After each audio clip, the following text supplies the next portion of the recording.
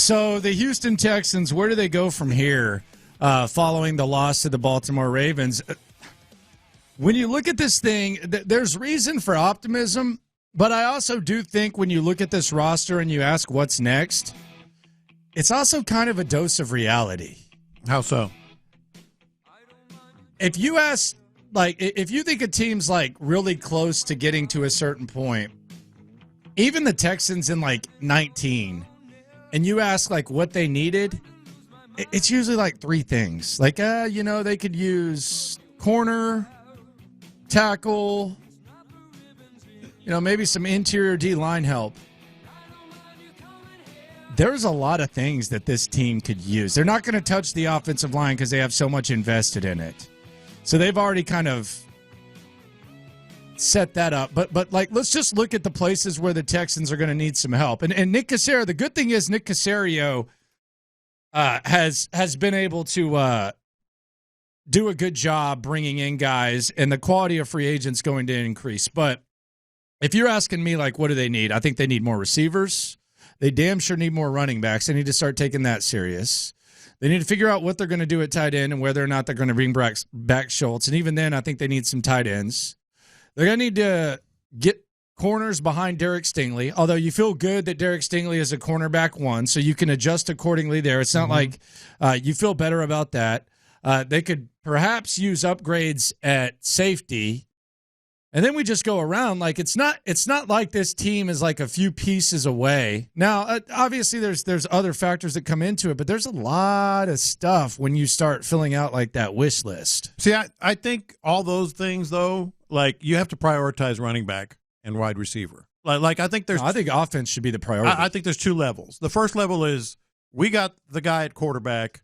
We got to do everything we can to make sure he has all the pieces, all the resources to get it done. And the other reason for that is DeMeco has proved on the defensive side that he can get the most out of guys that are just sort of brought in, whether it's free agency, rookies, second-year players on the defensive side. Is there, outside of Derek Stingley, is there a star? Perhaps Christian Harris. Maybe. That's Perhaps a good point. Christian Harris. Yeah, Will Anderson. That's on me. Will Anderson. Well, okay, but I'm saying these are I think those three guys that he can work around that defense, with guys and improve their play. And you're right. I just totally blanked on Christian here. I think he is going to be a star. And Will Anderson, we see what he's doing. We think he's going to be better. I don't know about star just yet, but we think he's going to be better. Offensively, you got to surround C.J. Stroud with superior talent. You've got to get us. Yes. Oh, Tank Dell. Yes. Nico Collins. I don't care. Yeah. Bring another one. No, Let's go. I don't even care. If the A.J. Brown thing is what I would be fine with it. Yeah.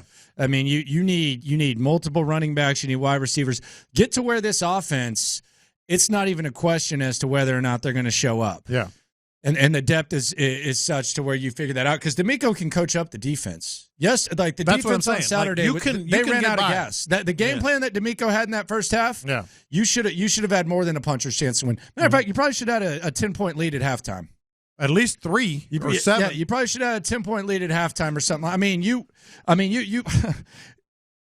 win the toss and then decide to take the ball, and that's what you come out there with. Yeah, that was embarrassing. I actually didn't mind the call. Oh, okay. I didn't. No, that's fine. I mean, but you got to have a little something more than that. Yeah. Well, yeah. The result was not what you were hoping for by any stretch. But back to the point here, running back, hell, draft one in the third round and another one in the fourth. I don't care. No, sign one of these big names too. Or sign one. Sign one of these big names and draft one. Yeah. You need multiple backs. Mm-hmm. You need multiple backs. Same thing at the receiver position. Defensively, bring back Singletary too. Bring back Singletary, sign one, and draft one. No, that's what I'm saying. As many backs as possible. Tight end. Let's go. Let's get another tight end. All these pieces on the offensive side is where you have to prioritize because defensively, you can find the parts. DeMeco's already proved that. Landry Locker, John Lopez. Figgy Fig with you here on Houston Sports Leader Sports Radio 610. So the list, it appears to be, it's steep. There's a lot going on with the Texans. You look at the division, though. Jacksonville, good team. But then Indianapolis, we don't know what's up with Anthony Richardson. They're basically going to have a first-year starter next year. And then Tennessee, Same thing with Will Levis. So you feel like you're in pretty good position there. When you watched the Ravens and then you watched the Chiefs and Bills, like I found myself, I was lost in the moment. I was lost in the sauce. J.J. Watt mentioned lightning in a bottle, but I found myself just feeling like, okay, the Texans are offensively, they're just behind these two teams, specifically Kansas City and Buffalo. They're just behind them. What have they done with those guys, Kansas City and Buffalo, with their quarterbacks? They've found pieces every year. Now, they let Tyreek Hill gone, but they're always looking to add pieces to surround those quarterbacks with everything they can. You're right. That looked not like a different game they were playing, but they were certainly playing with a different ingredients than the Texans had, no question. Andrew Locker, John Lopez, and Figgy Fig with you. And then you have D'Amico Ryans. He could end up being the coach of the year. Bobby Slowick, we don't know where Bobby Slowick's going to end up. He's interviewed with 5 teams over the weekend. Where do we sit on the Bobby Slowick report card? If you had to grade Bobby Slowick 1 year in, what would you give him? Oh, he's got an A. You can't just focus on the last game of the season, which I thought might have been a little bit too big for him. He got a little bit too cute. He certainly needed to do better running the ball. Maybe the Ravens had a lot to do with that, more to do than we want to give him credit for. But no, Bobby Slowick got an A. When you consider rookie receiver in Tank Dell, rookie quarterback, all new staff, never really worked with Gerard Johnson as the quarterback's coach. No, he gets an A. Bobby Slowick did a fantastic job. Fantastic. But he had a bad game Saturday. Had a bad day on Saturday. It's a hard job. First time doing it.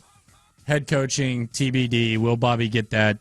Tennessee, by the way, they're interviewing Dan Quinn for a second time. So no announcement as to whether or not they're going to interview Bobby Slowick for a second time.